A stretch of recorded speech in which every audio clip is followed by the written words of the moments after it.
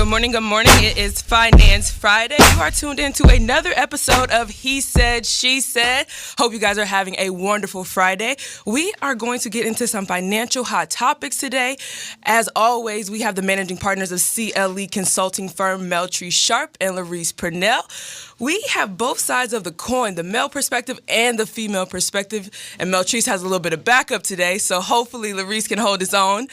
Give you guys a little bit of info about our hosts today. For the ladies, Meltree Sharp. Not only is Ms. Sharp the managing partner at CLE, she's a certified CPA, college professor, and a devoted wife, mother, and grandmother.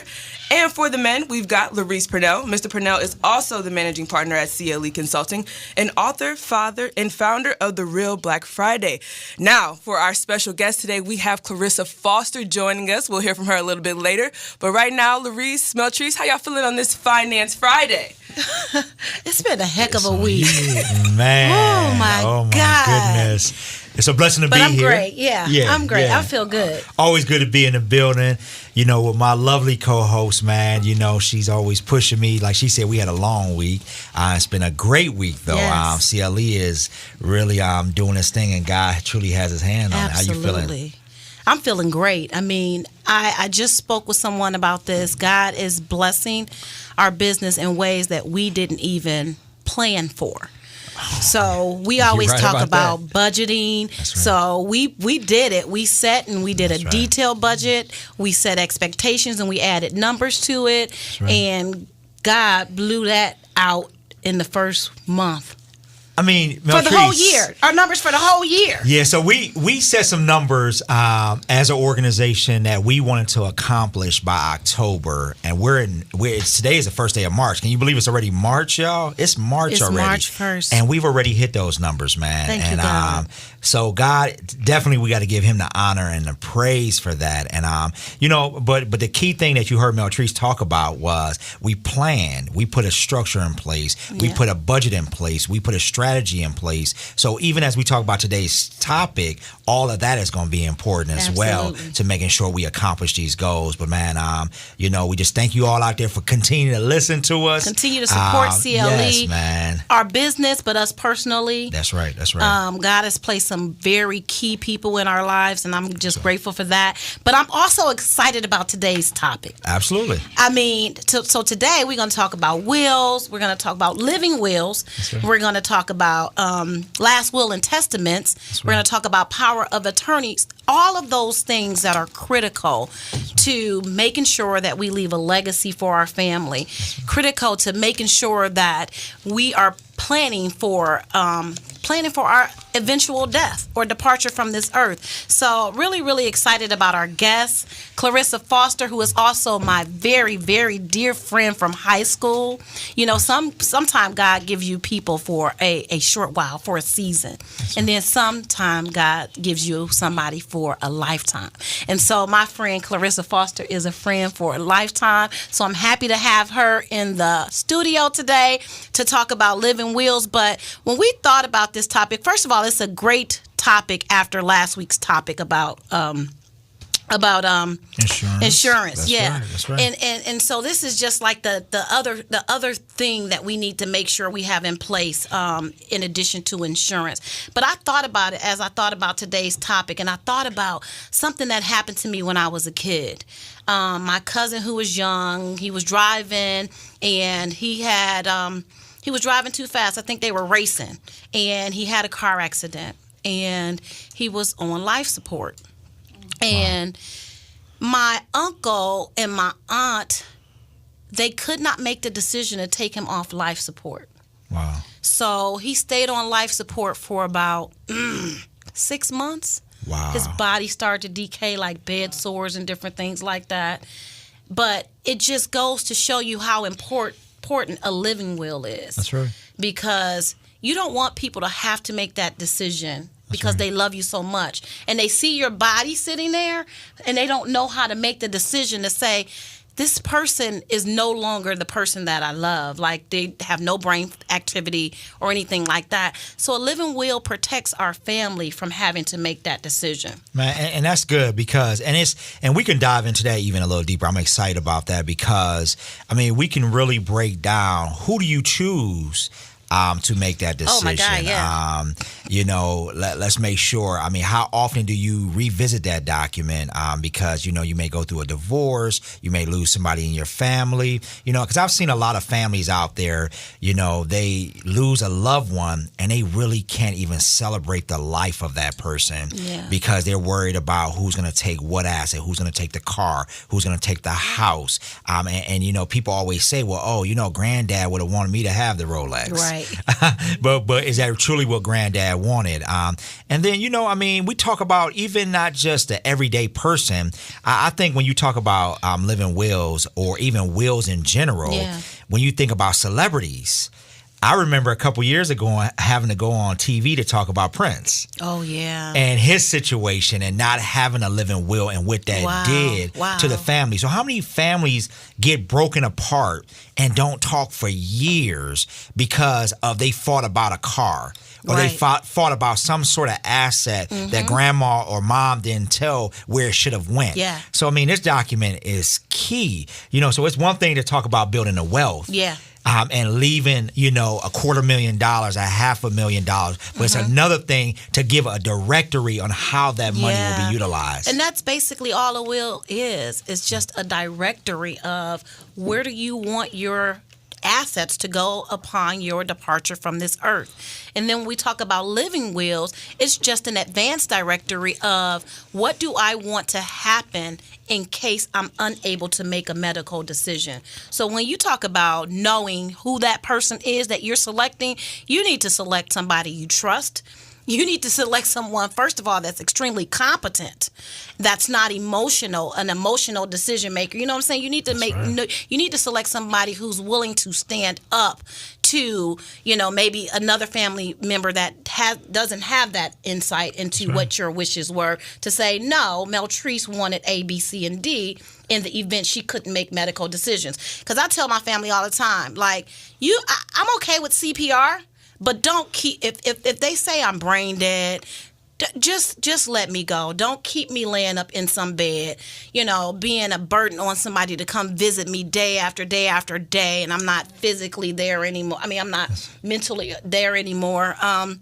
Don't do that to my family. So I tell my mother that all the time.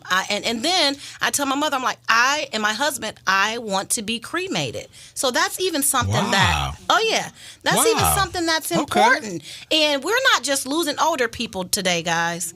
We're losing young people. Clarissa, you can speak to someone we just lost. Who's 46? 46. Turned 46 on Valentine's Day. And died what? Massive heart attack. Massive heart attack while cooking her 11-year-old son dinner. And he watched his mom die. So, obviously my first reaction is hurt and pain, but then my second reaction is hurt and pain for the people she left behind. Now, I don't know her background, so I don't know if she left a will or anything like that, but she has an 11-year-old. Then her only other child is what, 26? Will be 26, will be 26 soon. Okay. So you want to make sure that those legal documents are in place. That's good. You know what? So that they don't have to grieve at the same time while trying to figure all of these things out for you. That's important. And even when you say that, too, Meltrice, wow. One, that was even eye-opening that you said you want to be cremated, because I would have came to the funeral feeling like, where's her body? Where's my girl at? Right.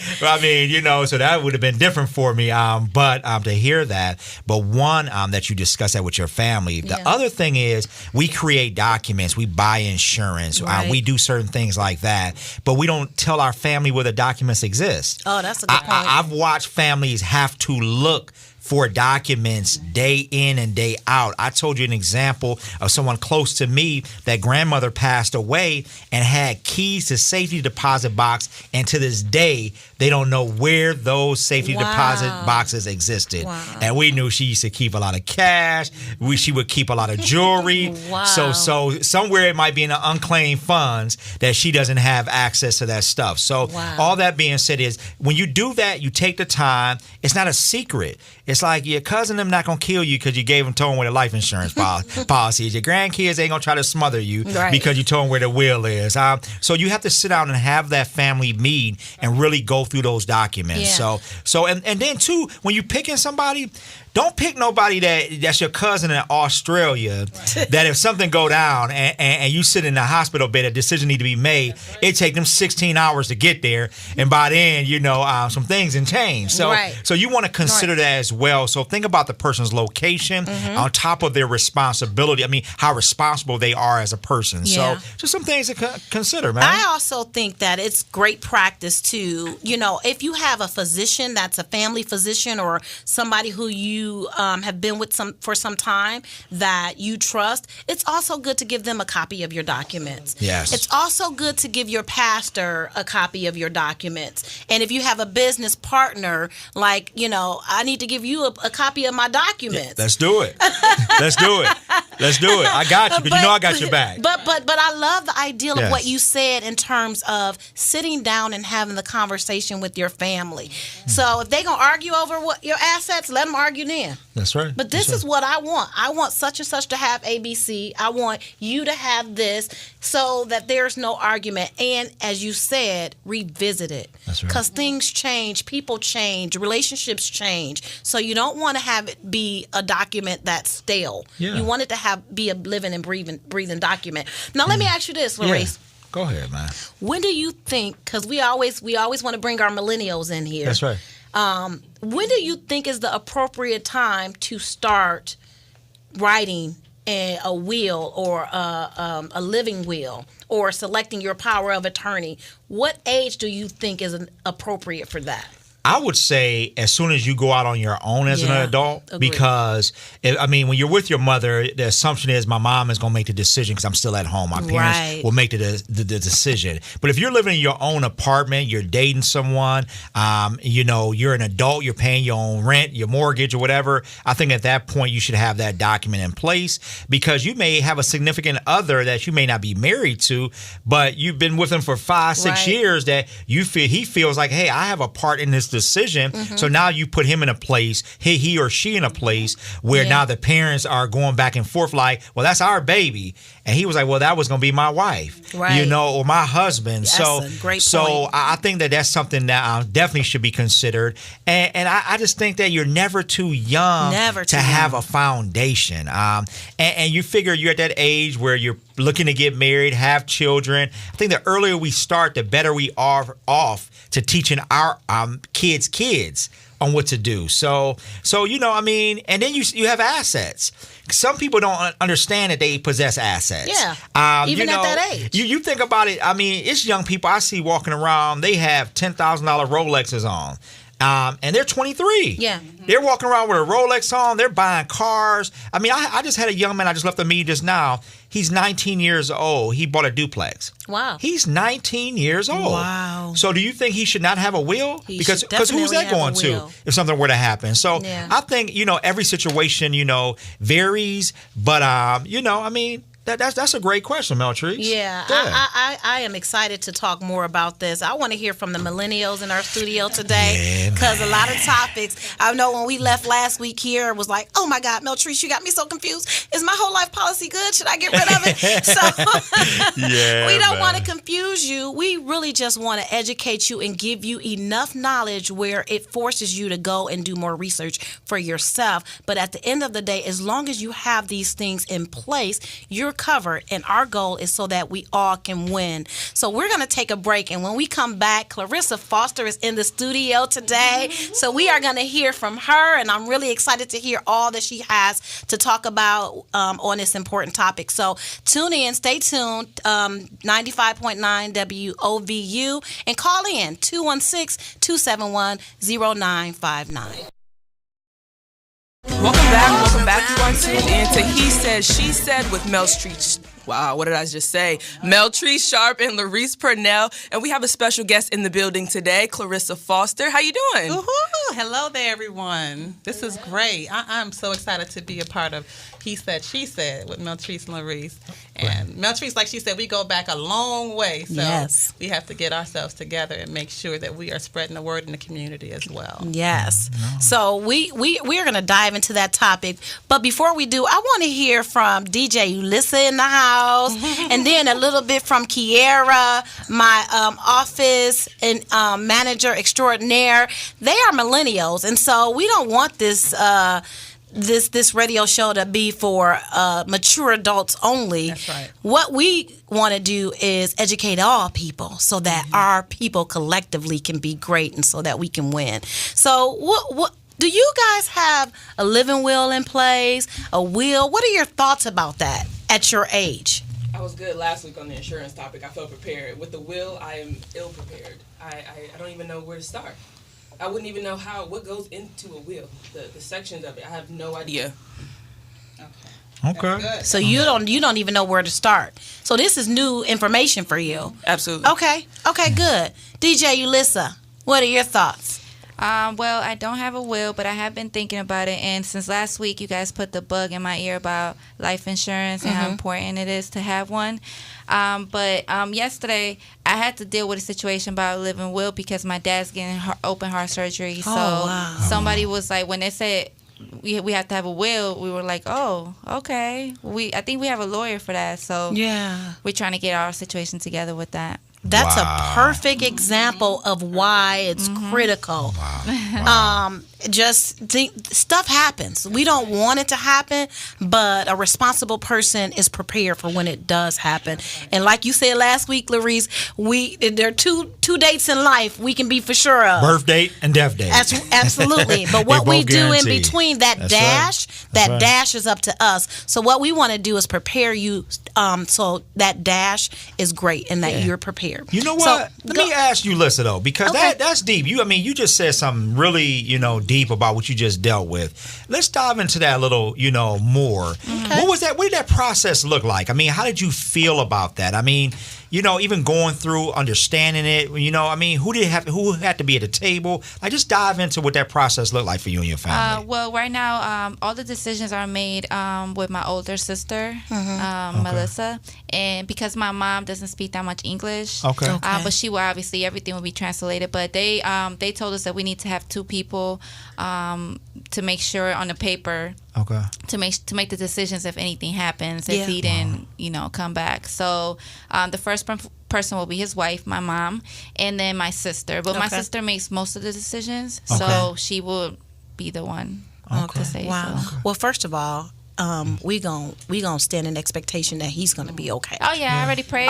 He's gonna be okay. That's first and foremost. I'm really good. March 11, y'all could pray for me because that's when the surgery is. But I'm good. Everything's good. Okay. We all prayed up. But you said something real key there, though, because you said two people, and that is something important, though. Not having one power of attorney, but having at least two in case something happened to the other one. Well, they say maybe my mom is not unable to make decisions because of her state. Like, oh my God, my husband's gone. Yeah. So my sister, she's basically the strongest one in the family, so she will make all the decisions. And it's good that you acknowledge that, because some siblings, some family members, they get all up in arms with, how does she get to make the decision? How did it?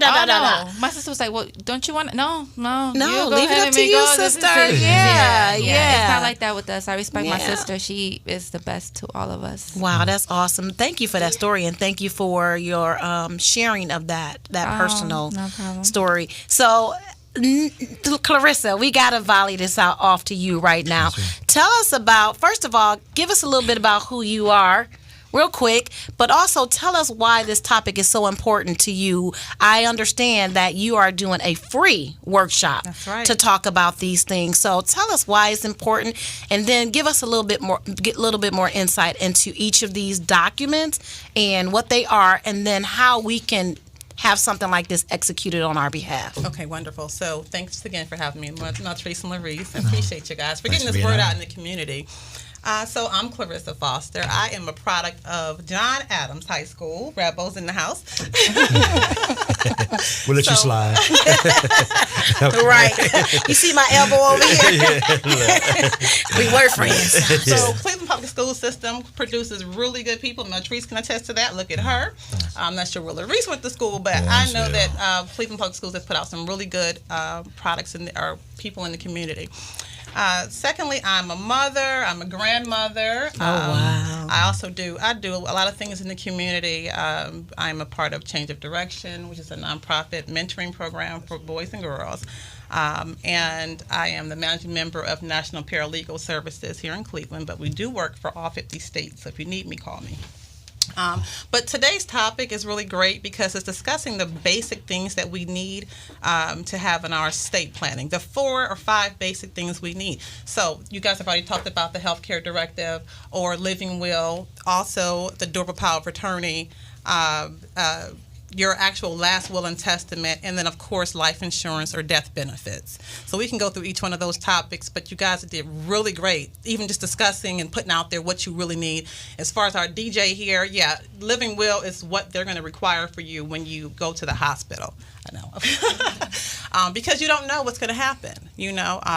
So the person takes the power really out of your hands, and they take the power and they say, hey, you know, if something happens to me, I may not want to be resuscitated, or I may not want dialysis, or I may not want a blood transfusion. So those kind of things will take that responsibility off of you and say, this is what Dad wanted, or this is what Mom wanted. So you don't have to have that agonizing, you know, fear in you like Meltrice went through with her cousin, you know, not knowing, you know, well, we don't know what to do, so we're not going to do anything. And in the meantime, he's suffering. Yeah. You know, so that's really important to have a living will. But the first thing to talk about really is having the power of attorney, and that's just having someone to handle your decision making when you can't do it. So all that's going to do is allow someone. If say you're in the hospital, God forbid you get into a car accident today, who's going to make decisions for you financially? Right. So that power of attorney will allow someone to do that. Someone that you trust, like you said earlier, to say, hey, I know that she would have wanted me to make sure all of her bills are getting paid, or someone can go in there and handle her banking decisions, things of that nature. The healthcare directive, which is really wonderful, will allow someone to make healthcare decisions for you. If you say, you know what, I know this person, they would have wanted this, or no, I want you to try to do these things for this person to save them. They're that person that's going to speak on your behalf. So that's why that healthcare directive is important as well. Like I said, with the living will, that's important. You can have both. Living will, yeah, that's really when you have such circumstances where it could be a death decision. If something happens, this is what I want. I want a blood transfusion. I want to be resuscitated. I want to have dialysis if needed, you know, versus the people not knowing. But in the place you don't have a living will, a healthcare directive will kick in. Okay. Oh, wow. But you know what? One thing I want to talk about too is I think that's important, Clarissa, is to talk about the things we know, like the personal assets. We know things that are touchable, feelable. What are some things that are not included in the living will that you'll cover, like by just appointing people as your beneficiaries? On the living will or the last will? Or the living will. The last will and testament. Okay. Yes. About that. Yeah. So the last will and testament, it could be things like guardianship. Okay. If you have children under 18, you know, who's going to take, like in the case of our friend that passed away, you know, she didn't have a will in place. Okay. And her mom had just discussed with her a week earlier, reminding her to do her will, and she said, I know I'm going to do it because we think we have time. So in those cases, everything has to be probated. You have to go downtown, get a conservatorship appointed or guardian. The courts have to be involved. You know, it's just a lot of extra stuff that you can say, you know what, I really want this person to step in if something happens to me as the guardian for my child. Wow. So you can avoid those things. You can avoid those things. Oh, wow. Yeah. You don't even think about that. If you have young children, making sure you've had a conversation with who you want to take care of those children, you make sure that your legal binding document has that information, and in this case that last will and testament have that type of stuff in there. But let me ask you this, what about donor? Is that in your last will? If you want to donate, if you want to be an organ donor, if you want to be a skin donor, that can be in your living will as well, because sometimes what's weird is some people will do last will, like Larissa said, and you don't know where it is. So it's great to have it put that information in your living will, because sometimes your organs are maybe only good for 24 hours. Yeah, that's a great point. So you will turn it over, a copy, and you can designate who you want to have copies.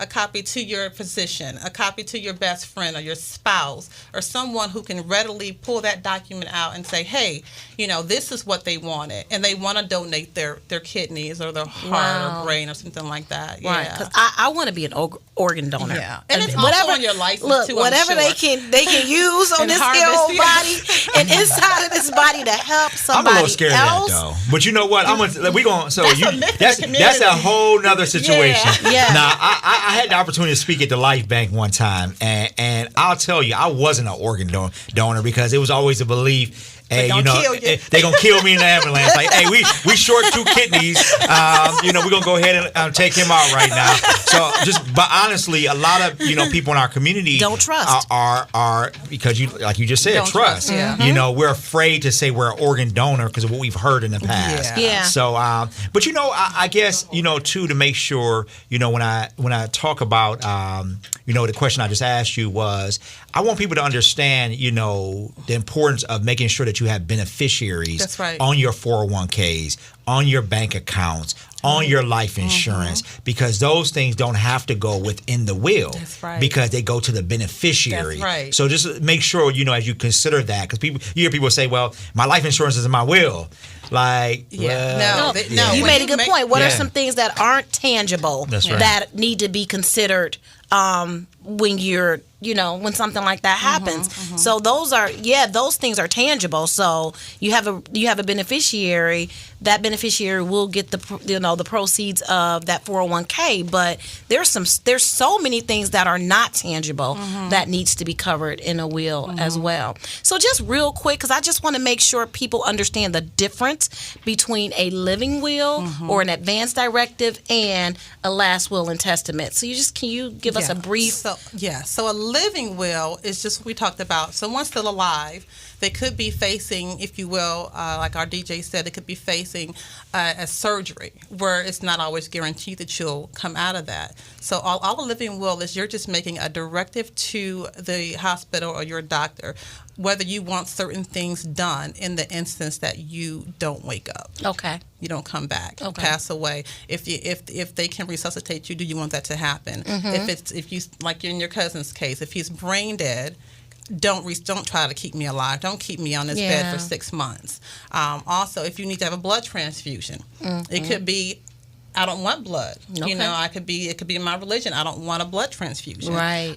And people will, in an emotional time, do whatever you got to do. Whatever to you save have to her. do to save her. But Absolutely. that could be something like, no, I don't want to go through all of that. Just, or again, if you might need to be on dialysis or something, do you want to do those things? Okay. And the last will and testament? Last will and testament is where you basically are just stating, this is what I want to happen with my assets. I want I want to talk about Upon the your trust, too. death. Yeah, upon Okay. your death. Yes, Okay. I want certain things. My Rolex watch that's $10,000. Right. To go to my son or my house. But I want to also preface this by saying there's ways to avoid probate. So there's something called trust, and we're going to talk about all of that at the workshop at the YMCA All at right. 6. Well, hold that thought because we have a call. I believe we Okay. have a call. Yes, we have Oliver from New York Life on the line.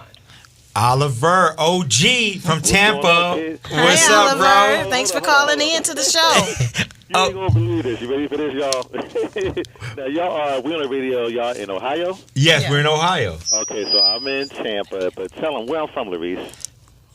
I thought you were from Tampa. Philly. I'm from Philly. Oh, you from Philly? Oh, I should have heard that. I should have heard that Philly in you, man. And I just sat down to come from the barbershop. Ain't that something? Oh man. Hey, so I had to call in for you. hey, brother, talk. I mean, I definitely want to. I appreciate you listening to us all the way from Tampa, though. But you are a true professional when it comes to the insurance industry. So, man, dive in right now. We have our guest Clarissa and my partner Mel Treese talking about living wills and the importance of life insurance. Man, I know you got a couple nuggets for us.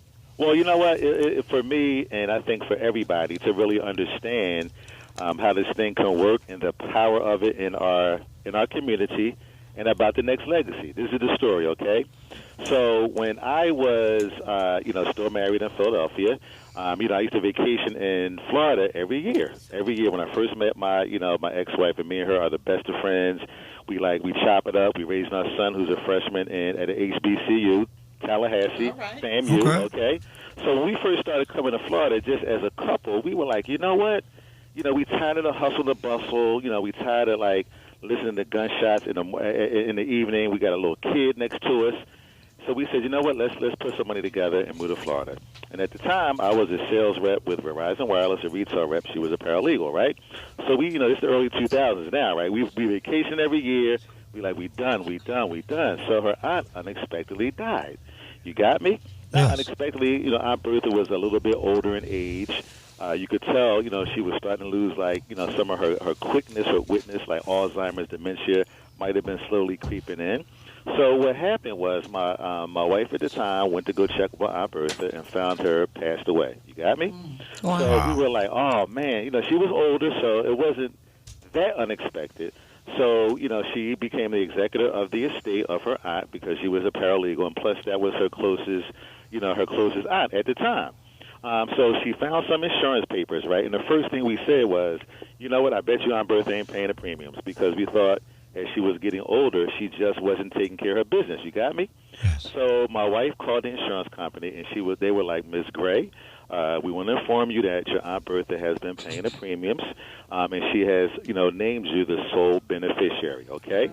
$100,000. We was like, whoa, thank you, Aunt Bertha. Right. So we said, you know what, we're gonna wait 2 years till our oldest son, which is my stepson, I have raised him since he was 4. We said, let's wait for 2 years until he's ready to go to middle school. And Oliver, our son now, who's 19, he was only 2 at that time. So we said, let's just take our time and, do the right thing as we make this move with this insurance money. So when the time came, and 2 years later, out of that $100,000 insurance policy, we took $40,000, put a down payment home in Orlando. I transferred to Orlando with Verizon Wireless. She got a job as a paralegal with a major law firm in Orlando. So we took it from the NBA. My ex, awesome. We are still good friends. She still has the house in Orlando. It's still great. Yes. So basically, Oliver, what you're saying is your aunt basically took care of because she did what we're talking about doing. She left a legacy. She left her a legacy. Absolutely. Thanks for calling in, Oliver. We appreciate you, We bro. appreciate you. Thanks for calling in, my brother. Yeah, that concretizes it. Her Okay. legacy helped pay for his kids' school, helped buy them a vacation home in Right. Florida. Right. That is the legacy that we continue to talk about.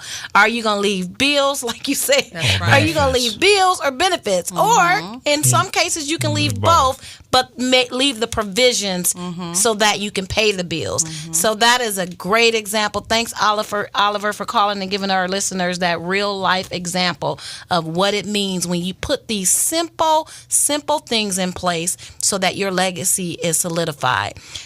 Clarissa, talk about how simple it is to put these documents in place. And I know your workshop is going to go more in detail, but talk about, because I think a lot of people are just fearful. Yeah. And like we said, in our community, rightfully so, we have a lack of trust over certain things. And I think this is an area where there may be some trust issues. But talk about how simple it is to put these documents in place. It really is. So it's really a matter, and you don't have to go through an attorney to get these things done.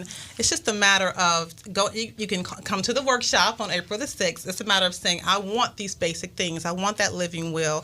I want that power of attorney. I want life insurance. I want, a health care directive. And it's just a matter of us filling out the paperwork. You're literally going to dictate. You're going to say, Clarissa, my name is this. I live here. I want this person to have this person to have this.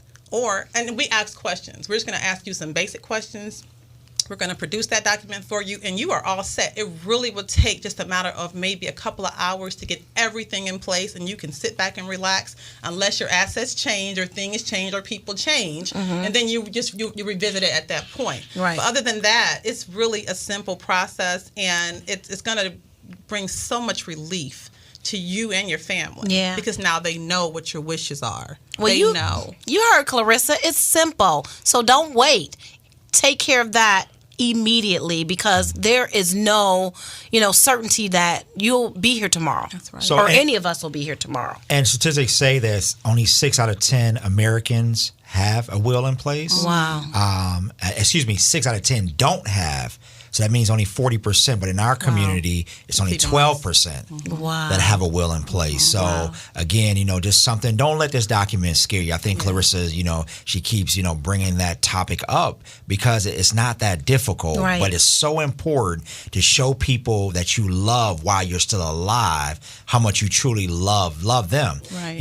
And I think too, a good thing about when I've had some family members sit down with the family and talk about their assets and what they want to leave people.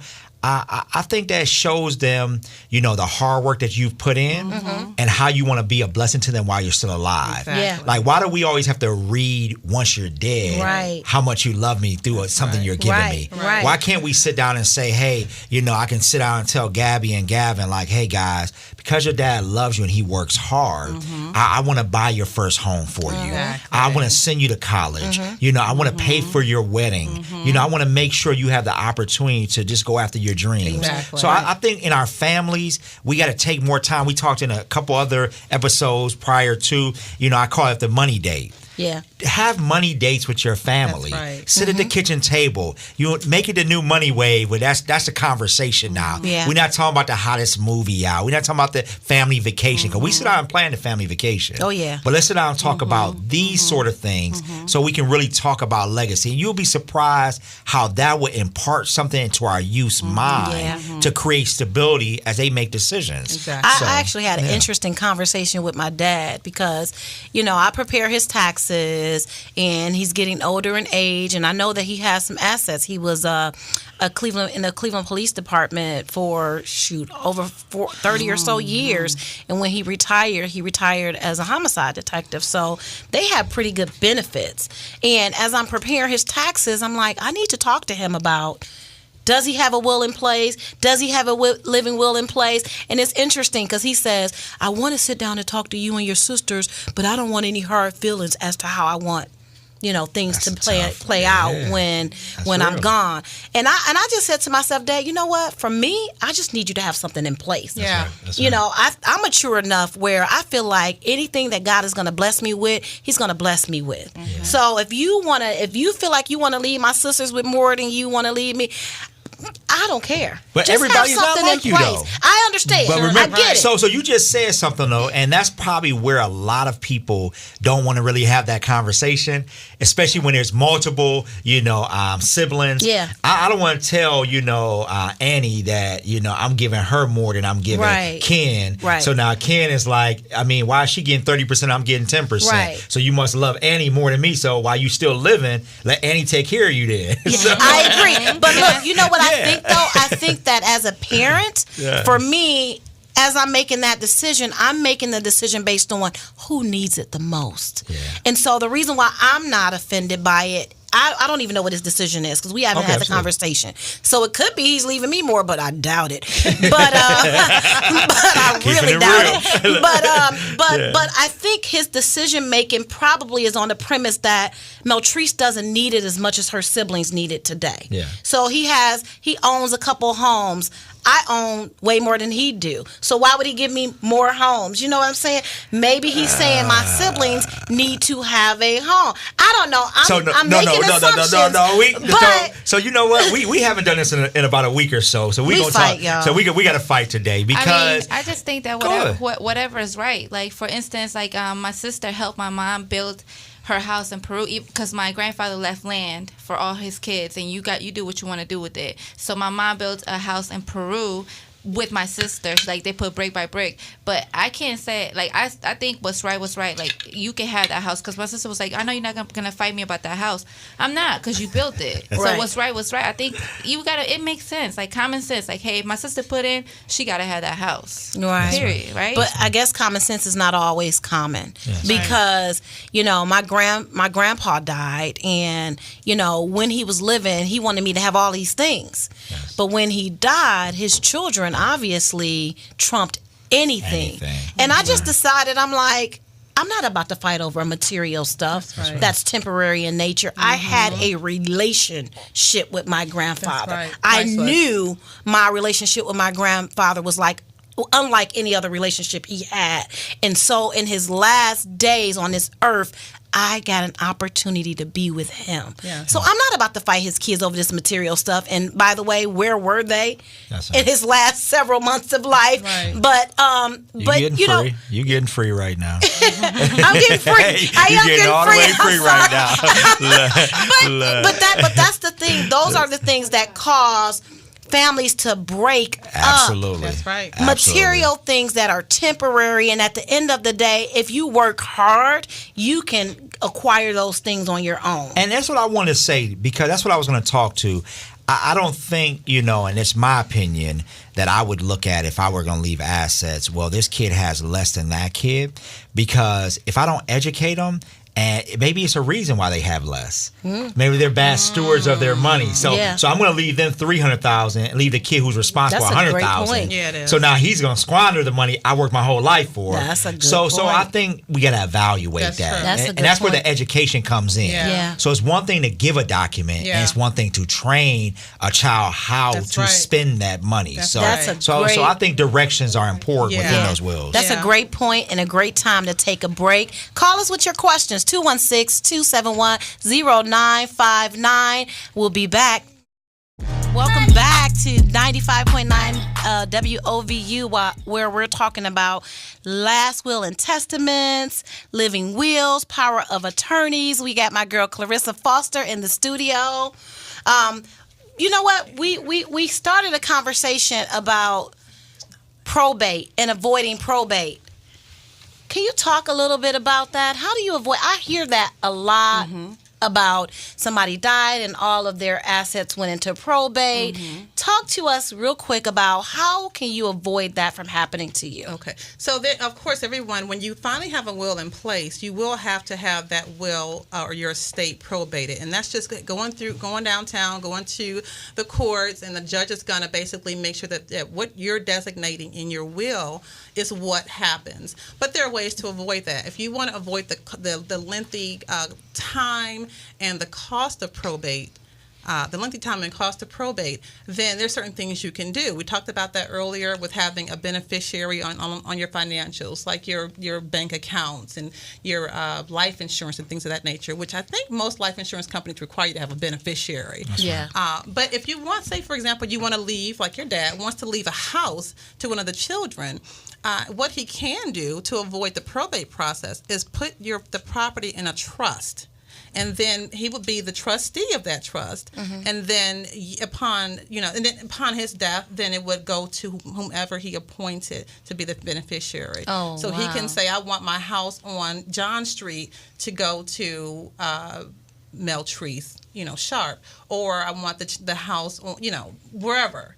And that's just, or cars, you can do it the same way. You can have a beneficiary, or you can put your car in your trust and then have a beneficiary for that particular asset. That way they don't have to go downtown, file that particular asset in, it won't be in your will because it's now in a trust, but you still have to have a will, let's be clear. But those particular assets can be, now they're designated in the trust, and so... Okay. They're designated in the trust, so now it's real clear where it goes to, and upon your death is when they will take ownership. Wow. Yeah, but you know what? You said something too, though, because I was going to ask you. That's a great topic when you talk about changing assets. What about people? Because I hear a lot of people talk about, hey, while I'm living, I want to put my house in my child's name. No. So please talk about that. No. Yeah. You mean an underage child? No. I'm talking about an adult child. An adult child. So if Mel Treese's dad say, well, I know I'm going to leave this property to Mel Treese, and I'm still living, but I want to go ahead and just put it in her name so I can avoid probate. Okay, so there's a couple of things. Well, first of all, there's something called a transfer on death deed. Yes. That would be the best way to do it. Not that I can give you any legal advice, but that would be the best way to do it if you wanted to make sure that it goes directly to the person that you want to get it. The other thing is, just say, for example, Mel Treese is my sister, and I wanted to leave my house to her. Yes. Just say something happens to Mel Treese, and she's on my title with me on my house. Now she has a 50% ownership. So now her heirs have a claim to my house. So it adds a layer of complexity if something happens to the other person. Or if you get a $300,000 federal tax lien, and now my house isn't free and clear. Okay. Wow. because that lien is going to follow you. You have assets now; it attaches to the property. Oh wow, that I didn't think about that. So now, what are? Have you heard this term mirror wills? Mirror wills. It's for you got two married a married couple, and they both have wills. How do you think about that? If we're married, and we each individually have a will, you have to. Yeah, speak about every that. individual needs their will. You can't have your will together because you have assets, your spouse has assets. So, and there could be combined property that you have, but our claim to those assets. Yeah. So there needs to be individual wills. I've personally never heard of anyone doing a will together. Okay. Okay, so that's important. So you guys heard it. Clarissa, I was about to say Reese. Clarissa, before we close out, can you give yourself a shameless plug on your event? Thank you. So the event, the Basic Estate Planning, is happening on April the 6th. At the YMCA in Warrensville. We have some wonderful, wonderful guest speakers. We're going to have Kay Gaines from Gaines Funeral Home speaking about the good, the bad, the ugly of what happens at the funeral when someone dies. I bet she has some real stories. Oh, she has some stories for you. So, so I'm looking forward to hearing what Kay has to say.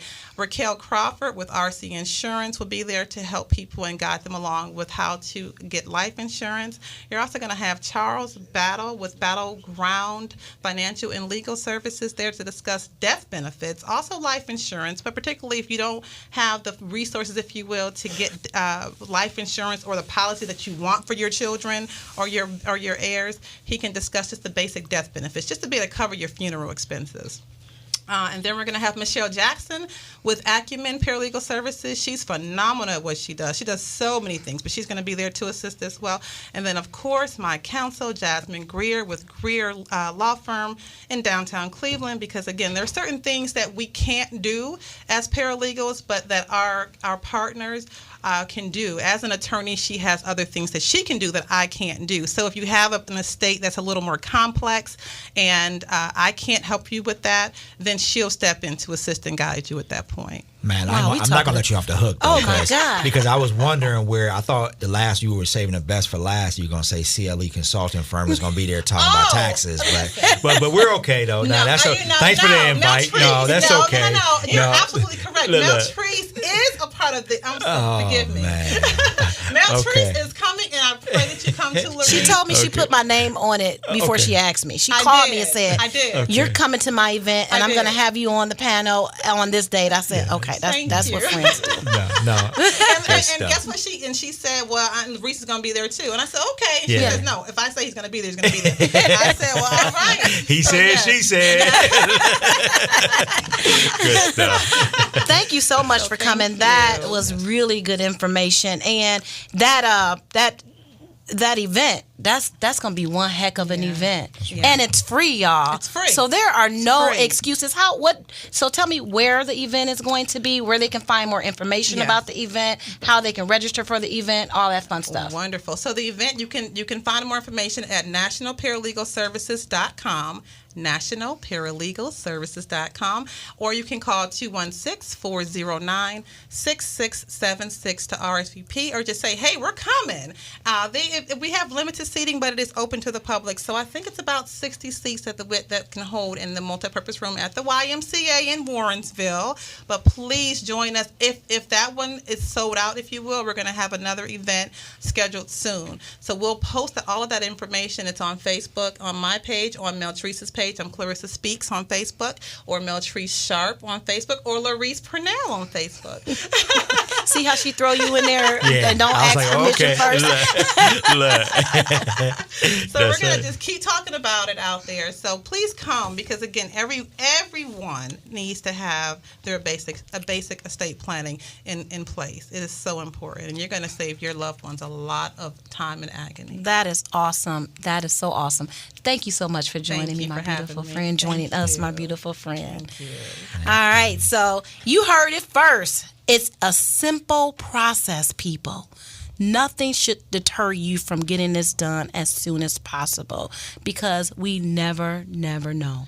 That's right. And I think it was a good tie with the last two segments that we've had. We talked about the life insurance, the importance of that. Now we're talking about will. If you're staying on this track, I think our show is becoming a track. If you take something, just a little something from every show we do, by the end of this year, I mean, I'm telling you, you should be in a totally different situation financially. So I mean, and then you know what? Make sure you also save these episodes again. And during those money dates with your family, tune in, let your kids listen, let your cousin, when they come over, on Friday night to hang out for movie night, throw this on, man. Let them hear a couple of these tips, man, so we can make sure that people are receiving good information, because, people, without knowledge will perish, man. So we want to make sure that we're sharing this. We don't hoard the resources, that God has given you an opportunity to listen in today. So, man, we love you all, man. On that note, I have a couple of shameless plugs. Oh, please do. Please do. So, on March 30th, 2019, obviously, there's an event that I'm going to be a part of. I'm really excited about it. It's called Straight Talk Entrepreneur Series. It's part 2. It's about money matters. So if you are a small business, or you want to become or start your own business, or even if you just want to do better with your finances, I encourage you to come to this event. It's going to be held at Growth Opportunities. Black History 365. So we recognize that they give us the shortest month of the year. And with Black Professionals Association Charitable Foundation, we have decided that every day of the week is a day to celebrate Black history. I agree with that. I agree. 11 to noon, financial hot topics with He Said, She Said, with my dynamic partner, Clarissa Purnell. We're in our dream team. I call y'all our dream team. Our dream team, DJ Ulissa, Kiera, that's okay. Drico. I messed up your name earlier. So you messed up my name. And Jay in our background, making sure everything goes smooth. Hey, we appreciate Drico. Y'all. I said Drico. Oh, you said Drico? Yes. I had to make sure, because y'all been talking all the woman talk today. I had to put my man in. So Jay and Drico is in the building. We got fellas here today, y'all. So. All right. So thanks for tuning in, y'all. Make sure y'all call with questions next show. Have a great weekend.